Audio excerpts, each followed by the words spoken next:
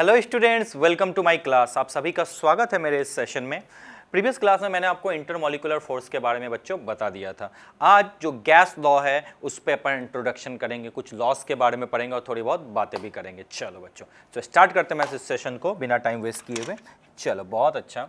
तो मैंने आपको बताया था चैप्टर नंबर 1 में कि अगर कोई पूछे कि मैटर के कितने स्टेट होते हैं, तो सबको पता है जनरली मैटर के 3 स्टेट होते हैं। बिल्कुल, क्या इसमें कोई प्रॉब्लम वाली बात है? नहीं है। बहुत अच्छा। तो जो फर्स्ट स्टेट होता है वो मैटर का होता है क्या बच्चों? Solid state. Yes sir. दूसरा स्टेट जो होता है वो मैटर का क्या होता है? Liquid state. और तीसरा क्या होता है? Gaseous gas state. यही तो होता है।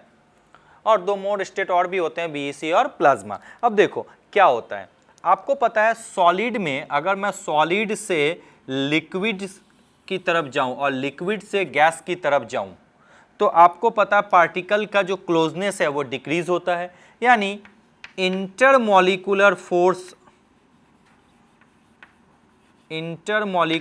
फोर्सेस जो होते हैं वो क्या होते हैं? डिक्रीज करते हैं। बिल्कुल, अगर इंटरमॉलिक्यूलर फोर्सेस डिक्रीज करते हैं तो पार्टिकल में रैंडमनेस है, मूवमेंट है।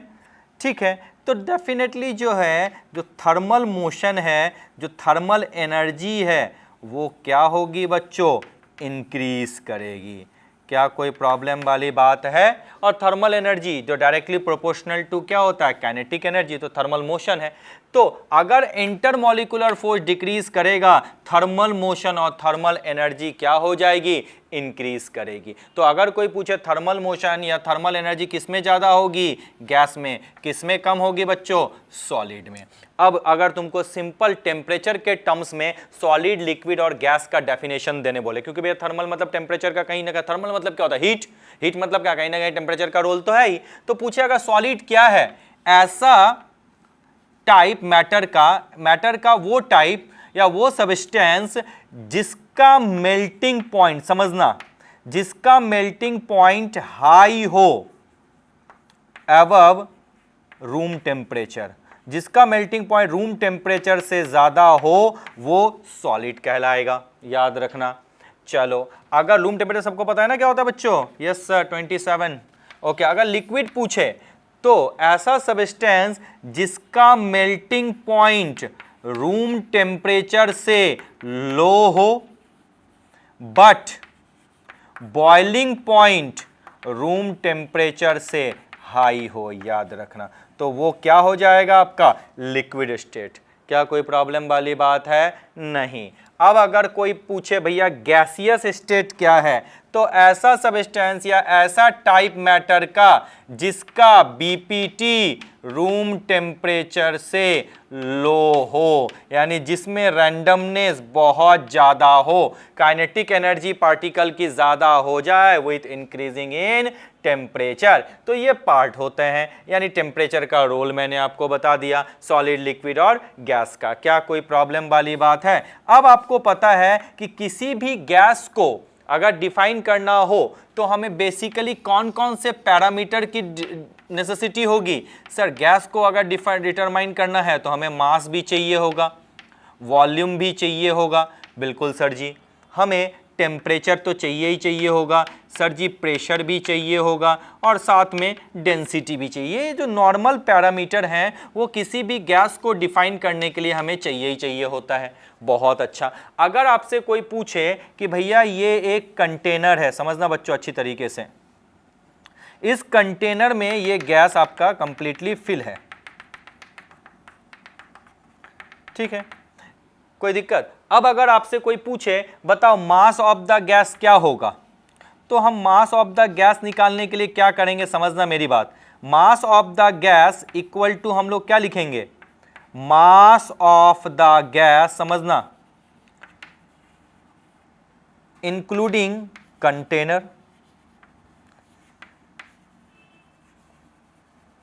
बिल्कुल, minus mass of the container. यही तो होता है। चलो, क्या बोला मैंने? अगर मास ऑफ द गैस निकालना हो तो भैया पूरा कंटेनर इंक्लूडिंग मास का जो है निकाल लेंगे, उसमें से सिर्फ कंटेनर का मास। सपोज करो एक कंटेनर है, उसमें भैया 1 लीटर हाइड्रोजन है, तो कंटेनर के इंक्लूडिंग 1 लीटर है, उसमें से कंटेनर का अगर मैं निकाल दूं, मतलब ये तो नॉर्मली मैं लीटर बोल दिया, मैं मास में बात करूंगा, लीटर की बात बाद में करूंगा, 1 kg है, उसमें से पूरा कंटेनर और उस गैस का 1 kg है, उसमें से अगर कंटेनर का मास निकाल दूं तो वही तो मास ऑफ द गैस होगा। जैसे घर में गैस सिलेंडर वगैरह आता है ना, कैसे मेजर करते हैं, इसी तरीके से तो मेजर करते हैं। तो mass of the gas equal to क्या होगा, mass of the gas including container minus mass of the container. ठीक है, और इसका जो जनरली यूनिट होगा वो किस में लिखते हैं, या तो ग्राम में लिखेंगे या तो केजी में लिखेंगे, ये जनरली आपको दिखता है ग्राम और केजी। बहुत अच्छा। अब अगर बात करें वॉल्यूम, अगर मैं बात करूं वॉल्यूम ऑफ द गैस या वॉल्यूम, तो वॉल्यूम क्या होता है, volume of the substance is the space occupied by it. अगर किसी गैस का वॉल्यूम निकालने बोले तो यानी क्या बोला मैंने, क्या बोला कि वॉल्यूम ऑफ एनी सब्सटेंस, एक मिनट रुक जाओ, volume of any substance is the space occupied by it. Suppose करो ये आपका कोई कंटेनर है, ठीक है, इस कंटेनर में आपके गैस मैंने डाल दिया, तो आपका पता है गैस सारी जगह फैल जाएगा। तो अब मैं बोलूं इसका गैस का वॉल्यूम बोलो, तो भैया गैस का वॉल्यूम तो वही होगा जो वॉल्यूम ऑफ द कंटेनर होगा। तो इस केस में हमें सिर्फ और सिर्फ जो कंटेनर का वॉल्यूम होगा उसी को हम गैस का वॉल्यूम मान लेते हैं। लेकिन अगर मास निकालने बोले तो पहले मास इंक्लूडिंग कंटेनर निकालो, mass of the gas including container, then उसमें से माइनस करो। इसीलिए जो जनरली हम गैस को डिटरमाइन करते हैं तो गैस का हम लोग वॉल्यूम को कंसीडर करते हैं, क्योंकि वो निकालना काफी आसान होता है। क्योंकि सीधा अगर कोई पूछे volume of the gas, volume of the gas, मैं बोलूंगा भैया volume of the gas is equal to क्या हो जाएगा, वॉल्यूम ऑफ द कंटेनर। यही तो होता है, क्योंकि वॉल्यूम मतलब क्या, the space occupied by the substance. तो सब्सटेंस ने क्या स्पेस ऑक्यूपाई किया, पूरा जो है कंटेनर का स्पेस ऑक्यूपाई किया, तो जो कंटेनर का वॉल्यूम होगा वही तो वॉल्यूम ऑफ द गैस होगा। यानी एक्स्ट्रा एफर्ट करने की जरूरत नहीं है, हम इजीली वॉल्यूम निकालते हैं। इसलिए जितने भी न्यूमेरिकल देखोगे उसमें मास ऑफ द गैस की बात नहीं करते, वॉल्यूम, चाहे वो लिक्विड हो चाहे वो गैस हो, उस केस में जो होता है ना, लिक्विड और गैस के केस में वॉल्यूम निकालना आसान होता है, लेकिन सॉलिड के केस में मास निकालते हैं हम लोग। क्या कोई प्रॉब्लम वाली बात है? नहीं। चलो अब अगर कोई पूछे कि वॉल्यूम का यूनिट क्या होता है, भैया वॉल्यूम का तो बहुत यूनिट होगा। जैसे लीटर की बात करूं, लीटर होता है 1 लीटर इज इक्वल टू क्या हो जाता है, 1 डेसीमीटर क्यूब, या इसी को लिखते हैं 10 to the power 3 centimetre cube, या 10 to the power -3 metre cube. यही तो होता है लीटर के साथ रिलेशन। ठीक है, उसके बाद भैया क्या बोलते हैं, उसके बाद ml के साथ भी तो होता है, मतलब यूनिट जो होता है वो आपको दिख जाएगा, litre, ml, centimetre cube, metre cube, decimetre cube, यही सब जो होते हैं इस ये तरीके से हम लोग वॉल्यूम ढूंढ सकते हैं। क्या कोई प्रॉब्लम वाली बात है? नहीं, इस चीज़ को हमेशा याद रखना है। चलो अब मैं बात करूं प्रेशर। अच्छा, प्रेशर क्या होता है? If anyone ask you pressure क्या होता है, जैसे अगर कोई पूछता है कि प्रेशर इज इक्वल टू क्या होता है, force upon area. Force per unit area is called pressure, कि एक पर्टिकुलर एरिया में, सपोज करो ये जो है आपका कंटेनर है, इस कंटेनर में हमने गैस डाल दिया इस तरीके से, ठीक है। अब आपको पता है गैस जो है ये फोर्स लगाया इस पे, फोर्स पर यूनिट एरिया, तो वही तो हो जाएगा कि प्रेशर ऑफ द गैस, यानी कितना उसने कंटेनर पे फोर्स लगाया पर यूनिट एरिया में। तो सिंपली अगर आपसे कोई पूछे कि एटीएम क्या है, एटमॉस्फेरिक प्रेशर सुने हो ना, एटीएम एटमॉस्फेरिक प्रेशर जो यूनिट होता है। एटमॉस्फेरिक प्रेशर क्या होता है? The pressure of the gas present in the atmosphere. जो ओवरऑल प्रेशर है वही तो है गैस का, तो इसको कैसे डिफाइन करते हैं? The force exerted by the gases present in the atmosphere to the surface of the earth is known as atmospheric pressure. What I am telling by my friend, the total force exerted by the gases present in the atmosphere to the pressure is the force per unit area to the earth surface is known as the ATM, atmospheric pressure. क्या कोई problem वाली बात है? क्या हम इस चीज को समझ गए? अब अगर आपसे कोई पूछे कि भैया यूनिट ऑफ प्रेशर, आपको कोई पूछे, एकदम बिल्कुल सिंपल बात, दिख रहा है क्या ये आपको, इज इट विजिबल? चलो अगर आपसे कोई पूछे what are the unit of, बिल्कुल ये छोटी छोटी चीजें, इसमें कुछ ज्यादा दिमाग लगाने की जरूरत नहीं है। तो अगर आपसे कोई पूछे यूनिट ऑफ प्रेशर तो क्या होता है, एटीएम भी लिख सकते हैं, बार भी लिख सकते हैं, टॉर भी लिख सकते हैं, पास्कल भी लिख सकते हैं, न्यूटन पर मीटर स्क्वायर भी लिख सकते हैं। ये सब प्रेशर का यूनिट है। अगर आपसे कोई पूछे 1 एटीएम इज इक्वल टू क्या होता है, 1 एटीएम इज इक्वल टू 1.01325 बार होता है। रिलेशन देखो, अगर पूछे 1 एटीएम इक्वल टू क्या होता है तो हम लोग लिखते हैं 760 mm ऑफ Hg। Hg मतलब क्या, मरकरी। क्या कोई दिक्कत वाली बात है, ये छोटी छोटी चीज तो लिखते हैं। या अगर हमें कोई पूछे 1 एटीएम इज इक्वल टू क्या होता है तो हम लोग लिखते हैं 1 ATM is equal to 76 centimetre of Hg। क्या कोई प्रॉब्लम वाली बात है। अगर कोई पूछे 1 एटीएम इज इक्वल टू क्या होता है तो हम लोग क्या लिखते हैं 760 टॉर लिखते हैं। क्या कोई दिक्कत वाली बात है। अगर आपसे कोई पूछे कि भैया प्रेशर का और यूनिट बताओ, प्रेशर का जो ऐसा यूनिट होता है, ये याद रखना, प्रेशर का जो ऐसा यूनिट होता है बच्चों वो क्या होता है, पास्कल होता है। मैथमेटिकल टर्म से पास्कल होता है। पास्कल मतलब क्या, 1 न्यूटन पर मीटर स्क्वायर। याद रखना, पास्कल मतलब क्या, न्यूटन पर मीटर स्क्वायर। इसका दूसरा टर्म भी हम कैसे लिख सकते हैं, क्या मैं इसको रब कर दूं, बिल्कुल रब कर दीजिए सर।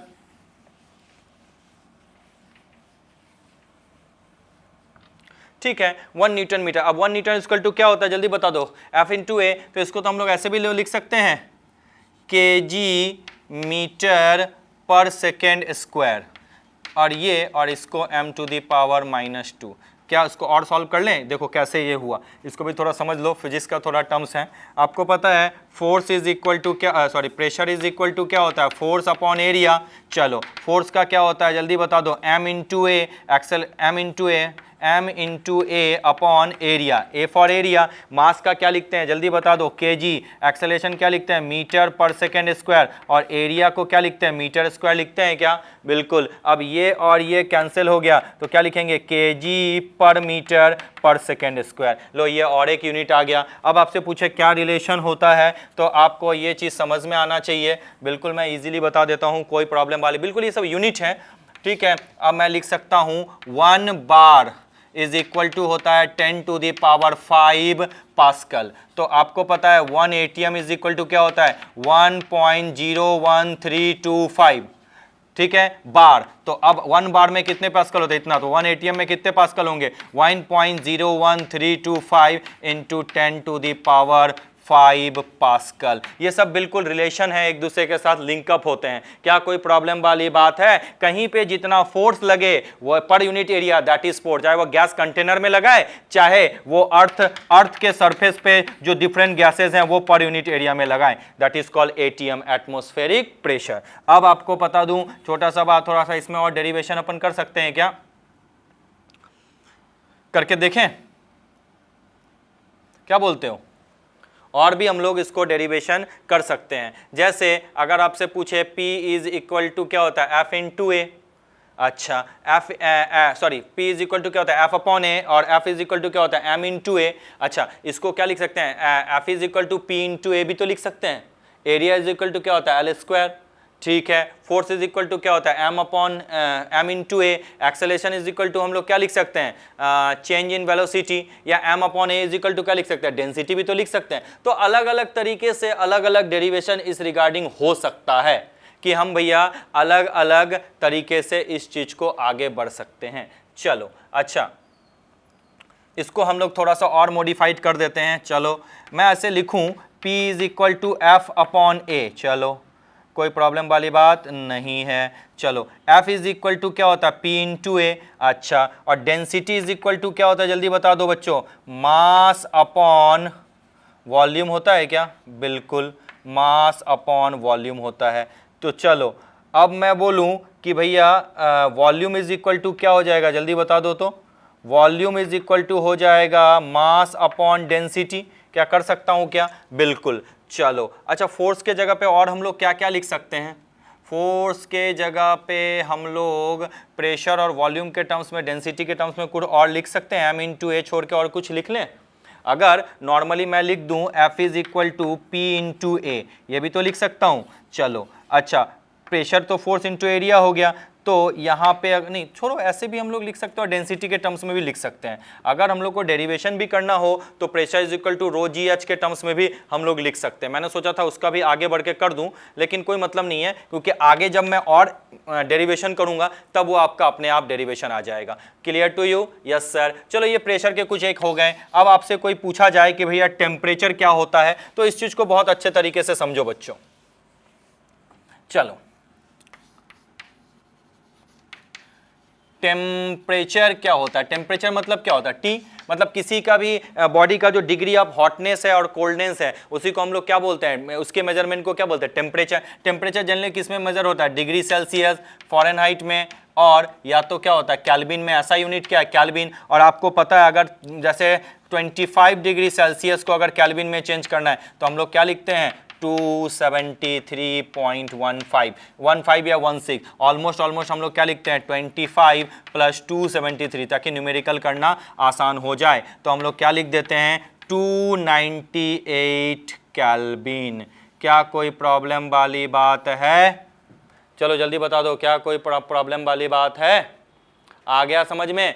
चलो, ये टेम्परेचर के कुछ कुछ यूनिट होते हैं, ठीक है। प्रेशर का मैंने आपको बता दिया। अच्छा, प्रेशर को मेजर करने के लिए क्या क्या क्या होता है? मैनोमीटर का यूज होता है। या तो ओपन मैनोमीटर यूज करो या क्लोज मैनोमीटर यूज करो, जिससे हम लोग प्रेशर को यूज कर सकते हैं। और प्रेशर वेरी करता है, जैसे मैंने अब आपको बताया, किसके साथ वेरी करता है? हाइट के साथ वेरी करता है या डेप्थ के साथ वेरी करता है। जब आप क्लास 11th में रहे होंगे या अगर अभी आप क्लास 11th में हो तो आपको पता है, फिजिक्स में आया होगा, डेप्थ में जाएंगे तो कैसे वेरी करेगा, अब जाएंगे तो कैसे वेरी करेगा। तो चलो मैं इसको थोड़ा सा और एक्सटेंड करके आपके साथ जब बैठा हूं तो कुछ और ही कर देता हूं। आपको पता है force equal to m into A, क्या लिख सकते हैं? m into G upon A, बिल्कुल लिख सकते हैं। चलो अब मैं आपसे लिखूं कि यहां पे मैंने s से मल्टीप्लाई कर दिया और यहां पे मैंने s से, ऊपर नीचे दोनों जगह s से मल्टीप्लाई कर दिया। बिल्कुल याद करो, मास अपॉन ए, एरिया इंटू हाइट क्या होता है? वॉल्यूम हो जाता है। बिल्कुल, मास अपॉन वॉल्यूम क्या होता है बच्चों? डेंसिटी। तो P इज इक्वल टू हम लोग लिख सकते हैं रो जी एच। लो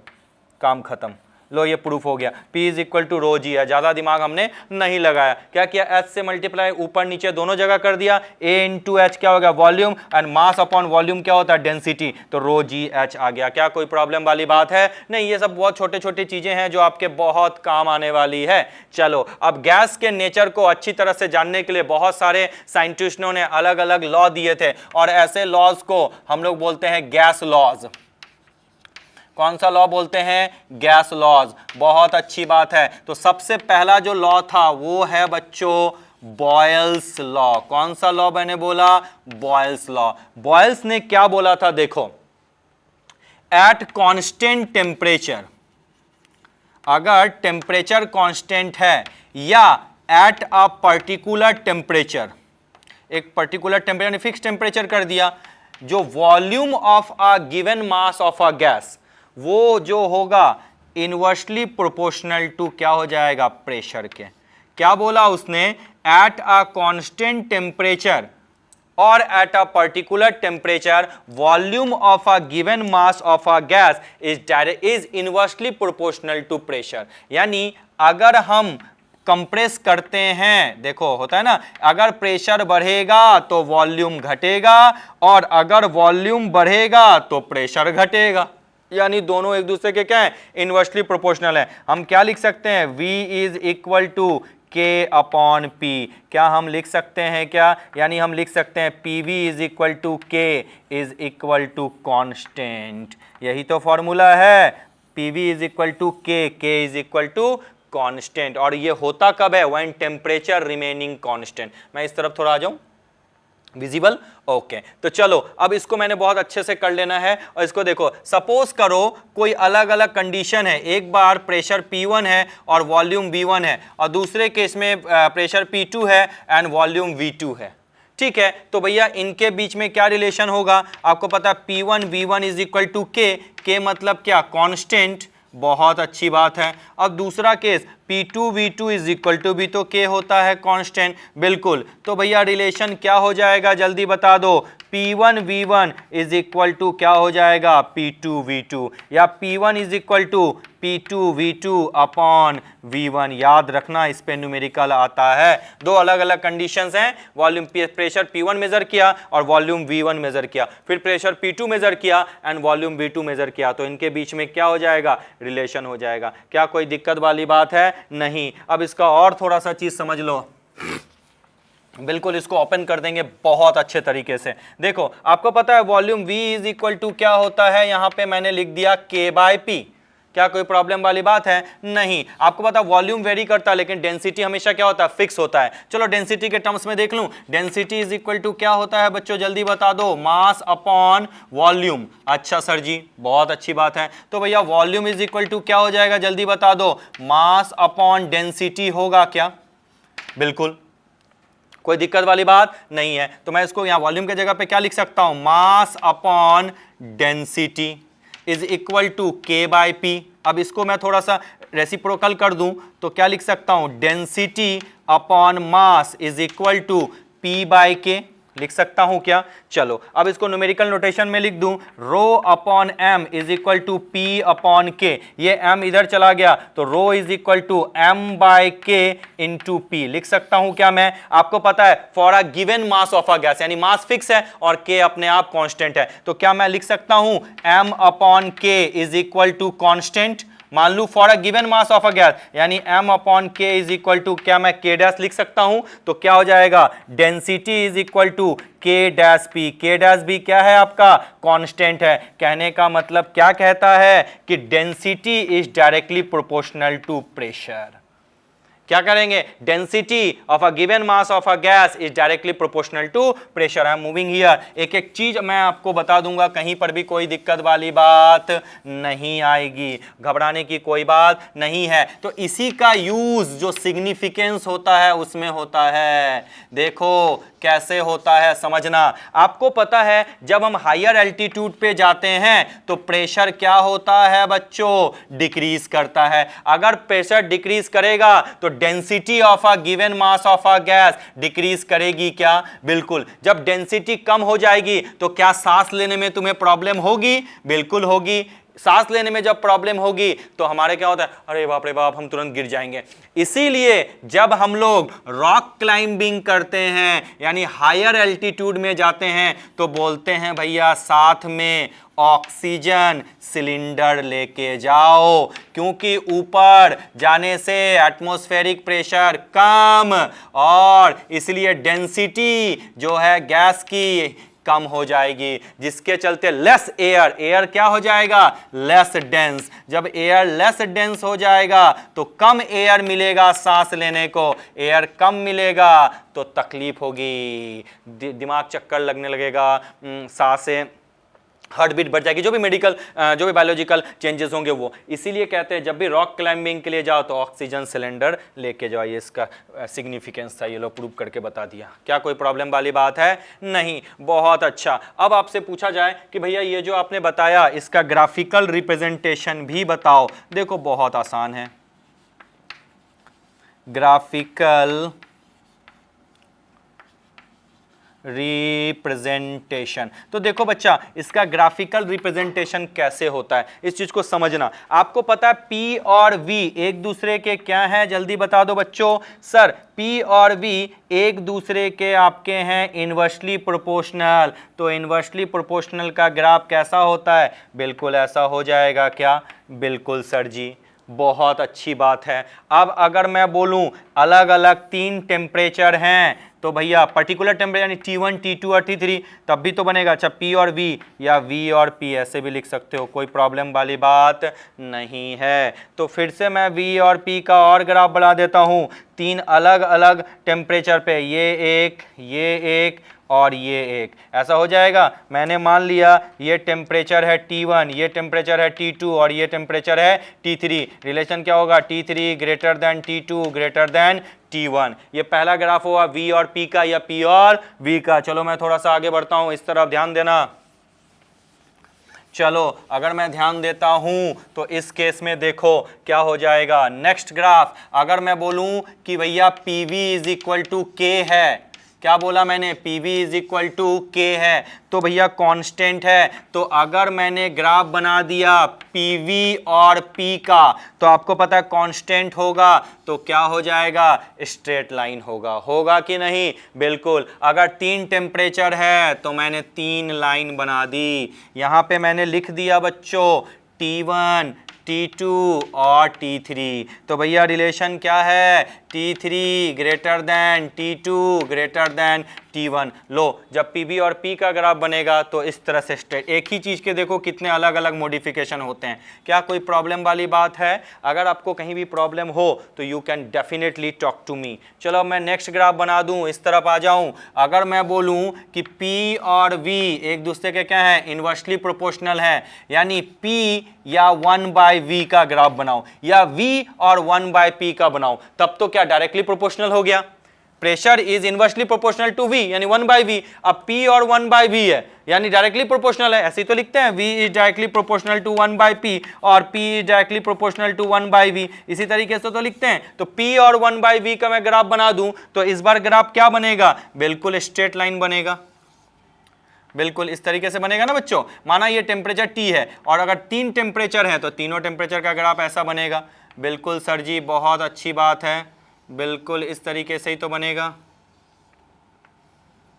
बिल्कुल बहुत अच्छा। अब ये 3 टेम्परेचर है तो इसको मैंने लिख दिया T3, इसको लिख दिया T2 और इसको लिख दिया T1। तो ग्राफ कैसा, प्रेशर का क्या, टेम्परेचर का क्या है, T3 greater than T2 greater than T1। और इसी ऐसे ग्राफ को जब टेम्परेचर कांस्टेंट होता है तो हमें बोला जाता है, ऐसे ग्राफ को बोलते हैं आइसोथर्म। याद रखना, नेक्स्ट चैप्टर में मैं बढ़ाऊंगा आइसोथर्मल प्रोसेस। याद रखना, जब टेम्परेचर कांस्टेंट होता है तो ऐसे प्रोसेस को क्या बोलते हैं, आइसोथर्म। ये लो, ये बहुत सारे ग्राफ एक दूसरे के साथ लिंकअप किए हुए हैं। क्या कोई दिक्कत वाली बात है? नहीं। अब मुझे पता है PV इज इक्वल टू के है, क्या कोई प्रॉब्लम है? नहीं है। इस चीज को बहुत अच्छे से समझो।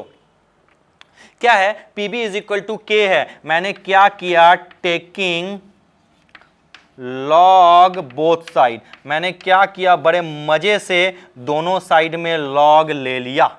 वाह, बहुत अच्छी बात है। जब दोनों साइड में मैंने लॉग लिया तो मैंने क्या देखा बच्चों, इस तरीके से थोड़ा चीजों को आप समझो। मैंने देखा कि भैया log P plus log V is equal to आ गया लॉग K। क्या कोई प्रॉब्लम वाली बात है? यहां V लगा देता हूं। क्या कोई दिक्कत? नहीं। अच्छा, बहुत अच्छा। क्या मैं थोड़ा नीचे जा सकता हूं, नीचे लिख सकता हूं? लुक एट, चलो अगर मैं यहां पे लिख दूं log P is equal to minus log V plus log K, क्या इस तरह से लिख सकता हूं? बिल्कुल, बहुत अच्छा। अब मैं अगर इसका ग्राफ बनाने जाऊं log P और log V का, तो देखो, तो मैं यहां पे एक ग्राफ बना देता हूं बहुत अच्छे तरीके से। समझना बच्चों, यहां मैंने लिख दिया log P और यहां मैंने लिख दिया log V। तो बोलो ग्राफ कैसा बनेगा? ये देखो, ये y एक्सिस है और ये m एक्सिस है क्या बच्चों? जल्दी बता दो, है ना? वो m एक्सिस है। तो अब आपसे कोई पूछा जाए कि भैया इसका ग्राफ कैसा बनेगा, जल्दी बता दो। log P और log V यानी ये एक्सप्रेशन कैसा है, जल्दी बता दो। y is equal to mx plus c का है क्या? जल्दी बता दो, y is equal to mx plus c है? बिल्कुल सर जी, बिल्कुल है। अब m क्या है, यहाँ पे माइनस है और ये क्या है आपका c है। तो भैया ये तो x है और m यहाँ पे क्या है, -1 है, यानी स्लोप क्या होगा, नीचे की तरफ हो जाएगा। यानी देखो log p और log v नेगेटिव हो जाएगा, इस तरफ का ग्राफ इस तरीके से बनेगा। क्या कोई प्रॉब्लम वाली बात है? ये y है, ये m -1, ये m है, याद रखना। और ये log v आपका x है, इस चीज को याद रखना। y is equal to mx plus c, ये मैं बोल रहा हूँ y, ये x, m मैंने लिख दिया -1, ये देखो माइनस का साइन। क्या कोई दिक्कत वाली बात है? सिग्निफिकेंस भी बता दिया, बॉयल्स के रिगार्डिंग सारे चीजें भी मैंने आपको बता दी। अब इस पे जल्दी से एक क्वेश्चन कर लेते हैं। चलो,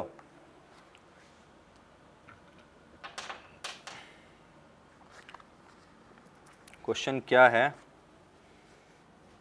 रब कर दूं बच्चों? बिल्कुल सर जी। चलो, बहुत अच्छी बात है, आपने शायद नोट डाउन कर लिया होगा। अगर नहीं किया होगा तो कोई बात नहीं, वीडियो फिर से पॉज कर लो, आपको सारी चीज़ें दिख जाएगी। एक क्वेश्चन अपन कर लेते हैं। क्वेश्चन दिया हुआ है a vessel of 120 ml capacity, समझना, a vessel of 120 ml capacity contains a certain amount of gas at 35 degrees Celsius, okay, and 1.2 बार प्रेशर। ओके सर जी, बहुत अच्छी बात है, ठीक है। The gas is transferred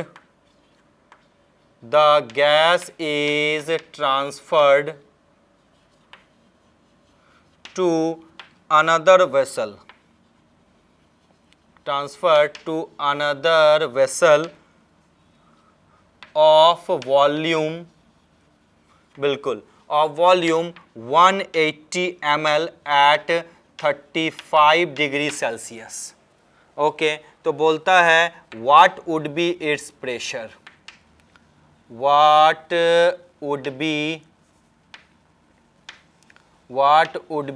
its pressure, बताओ इसका प्रेशर क्या होगा। ये आपका क्वेश्चन है। देखो अच्छे तरीके से क्या लिखा हुआ है, a vessel of 120 ml capacity contains a certain amount of gas at 35 degree Celsius and 1.2 बार प्रेशर। चलो पी आंसर, इसका सॉल्यूशन जो है P1 कितना है जल्दी बता दो तो बच्चों, 1.2 बार, ओके। V1 कितना है आपका जल्दी बता दो, 120 ml, बहुत अच्छा।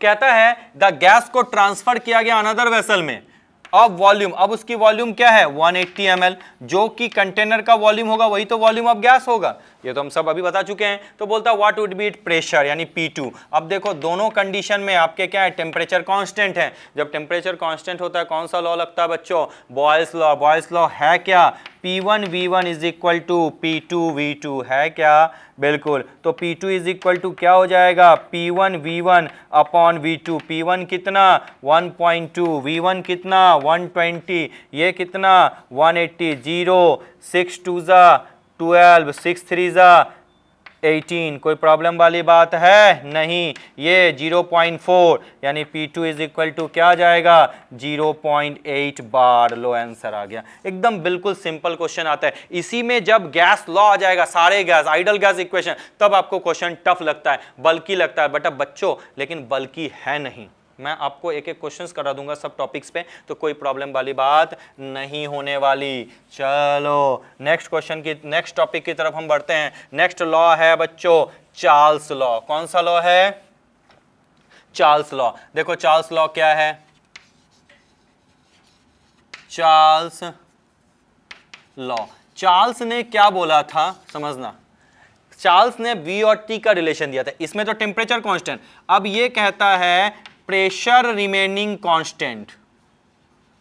अगर प्रेशर को हमने कांस्टेंट रख दिया तो बोलता है with per degree rise in temperature volume भी इंक्रीज होगा।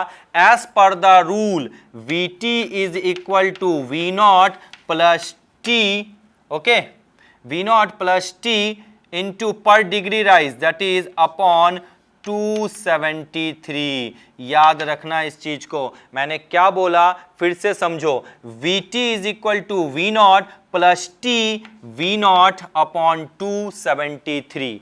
इसको कैसे लिखते हैं, Vt is equal to V0 1 plus T upon 273। ये रिलेशन होगा, पर degree rise in temperature volume इस तरह से राइज करेगा। क्या बोला मैंने, Vt is equal to V0 plus T V0 upon 273। जैसे अगर मैं बोलूँ 0 डिग्री सेल्सियस हो जाए तो भैया 0 डिग्री सेल्सियस पे कितना हो जाएगा।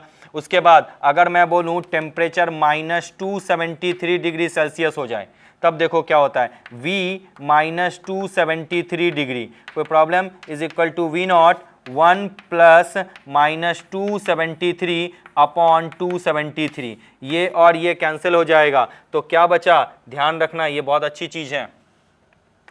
वी -273 डिग्री सेल्सियस पे क्या हो जाएगा, वी नॉट 1 - 1 क्या होता है, 0। तो V -270 डिग्री सेल्सियस पे क्या हो जाएगा, वॉल्यूम। अगर टेम्परेचर कहीं पर भी राइज हो जाए -273, ये VT है, कैपिटल में भी लिख सकते हो, -273 डिग्री सेल्सियस पे चल जाए तो वॉल्यूम क्या हो जाता है, 0। और इस टेम्परेचर को हम लोग क्या बोलते हैं बच्चों, पता है, एब्सोल्यूट जीरो। याद रखना, the temperature at which the volume of the gas becomes zero, the hypothetical और theoretical temperature, जहां वॉल्यूम का, जो गैस का वॉल्यूम है वो क्या हो जाए, डिक्रीज कर जाए, जीरो हो जाए डिक्रीज करते हुए, इसी को क्या बोलते हैं, एब्सोल्यूट जीरो टेम्परेचर। और इसको अदर वर्ड में बोलते हैं the temperature where no gases actually exist. जिस टेम्परेचर पे कोई गैस सब्सटेंस गैसियस फॉर्म में एग्जिस्ट ना करे उस टेम्परेचर को बोलते हैं एब्सोल्यूट जीरो टेम्परेचर। और वो होता क्या है, -273 डिग्री सेल्सियस। क्या कोई प्रॉब्लम वाली बात है? अब मैं ले लेता हूं कि भैया इस बार मैंने ले लिया टेम्परेचर 273 डिग्री सेल्सियस, माइनस ले लिया, प्लस में लिया, तब बताओ वॉल्यूम क्या हो जाएगा, 273 डिग्री सेल्सियस पे क्या वॉल्यूम हो जाएगा, V नॉट 1 + T, T के जगह इस बार क्या लिखेंगे, 273 अपॉन 273। वाह बहुत अच्छा, ये और ये कैंसिल हो गया, तो V 273 डिग्री सेल्सियस पे 1 + 1 क्या हो जाएगा, 2, यानी 2V नॉट हो जाएगा। यानी अगर किसी गैस का वॉल्यूम 50 ml है तो बोलता है, बोलो 273 डिग्री सेल्सियस पे बोलो टेम्परेचर कितना होगा, जस्ट डबल हो जाएगा। देखो 2V नॉट आ गया। इसी तरह से 10 डिग्री पे लगा सकते हो, 10/273 कर सकते हो, 20 डिग्री पे, 30 डिग्री पे, सो ऑन, ऐसे हम लोग बढ़ सकते हैं। क्या कोई प्रॉब्लम वाली बात है? यानी प्रेशर अगर कांस्टेंट हो तो पर degree rise in temperature volume क्या हो जाएगा, बढ़ता चला जाएगा। ये बहुत अच्छा एक्सप्रेशन है, इस चीज को समझ लेना। यानी अगर मैं ग्राफ बनाने जाऊं, ये वॉल्यूम का ग्राफ है और टेम्परेचर का, तो अगर मैं मान लूं ये 0 डिग्री, ये 100, ये 200, ये 300 डिग्री, ठीक है, तो यहाँ पे क्या होगा, इस तरफ थोड़ा और बढ़ जाऊं मैं तो याद करो यहाँ पे मैं लिखूंगा -100 डिग्री, यहाँ -200 और यहाँ मैं लिखूंगा -300। तो ग्राफ मेरा कहाँ से शुरू होगा, इस जगह से। क्यों ग्राफ इस जगह से शुरू होगा बच्चा, जल्दी बता दो, क्योंकि ये एब्सोल्यूट जीरो है। इस तरीके से ग्राफ बढ़ते हुए पॉजिटिव डायरेक्शन में जाएगा। क्या कोई दिक्कत वाली बात है? ये एक पर्टिकुलर प्रेशर है P। क्या कोई दिक्कत? अब -273 से, यही जो है आपका -273 डिग्री सेल्सियस, यही एब्सोल्यूट जीरो टेम्परेचर है। अगर अलग अलग प्रेशर दे दिया जाए तो भैया ग्राफ कैसा बनेगा, ये लो, फॉर अ पर्टिकुलर प्रेशर, इस तरीके से ग्राफ तो जाएगा ही जाएगा। बिल्कुल, मैंने मान लिया ये है P1, ये है P2, ये है P3, या उल्टा कर लो इस बार, P1 P2 P3। इस बार क्या होगा, P1 less than P2 and ये जो ऊपर, सॉरी गलत लिख दिया, ये हो जाएगा P3 less than P2 less than P1।